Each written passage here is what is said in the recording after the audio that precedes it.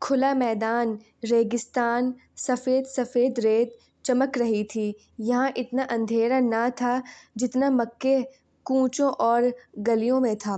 سلمیٰ بڑھتی رہی، یہاں تک کہ اس جگہ پہنچی جہاں لڑکیاں دفن کی جاتی تھیں۔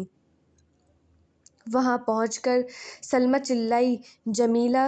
اس کی درد بھری آواز ریگستان گونج کر جبل نور سے ٹکرائی۔ دوسری آواز گونجی۔ سلمیٰ چونکی۔ اس نے کہا، آہ! میرے سوا کوئی اور بد نصیب بھی اپنی جمیلہ کو یاد کر رہا ہے۔ وہ بڑھتی رہی، تھوڑی دور چلی تھی کہ کسی نے ڈانٹتے ہوئے کہا، خبردار!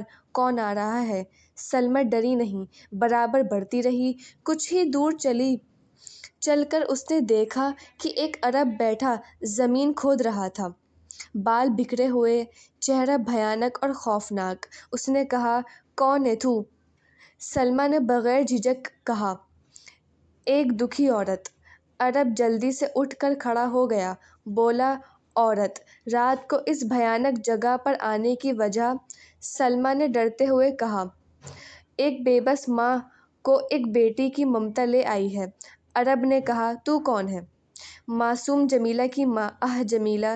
سلمیٰ نے کچھ اس درد مندی سے جمیلہ کہا کہ عرب سے نہ رہا گیا۔ اس نے کہا، سلمیٰ!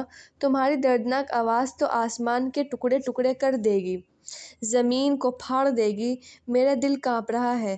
سلمیٰ عرب کے اوپر جھک گئی۔ اس نے کہا، آپ کا احسان ہوگا، بڑا احسان، تم بڑے مہربان ہو، کون ہو تم؟ عرب کا دل سلمیٰ کی باتوں کا اثر لے رہا تھا۔ اس نے کہا، میں ایک ظالم انسان ہوں، بے درد وحشی ہوں۔ سلمیٰ، میں وہ بے رحم درندہ ہوں کہ جب لوگ لڑکیوں کو گاڑ کر چلے جاتے ہیں تو میں رات میں انہیں نکال کر زیور اتار لیتا ہوں، جو لڑکی زندہ ہوتی ہے اس کا گلا گھونٹ کر مار دیتا ہوں۔ حیرت بھرے لہجے میں کہا، تم؟ عرب نے کہا، مجھے ملامت نہ کرو، اس وقت تمہاری حالت دیکھ کر، تمہاری باتیں سن کر میرا دل کانپ گیا ہے۔ اف، میں نے کس قدر دری دنگی کی ہے، مگر سوچو ذرا غور سے کہ کیا یہ میری بے رحمی، یہ دریدنگی ان انسانوں سے زیادہ ہے جو ان معصوم لڑکیوں کو اپنے ہاتھوں سے دفن کر دیتے ہیں؟ سلمیٰ نے کہا، نہیں مگر۔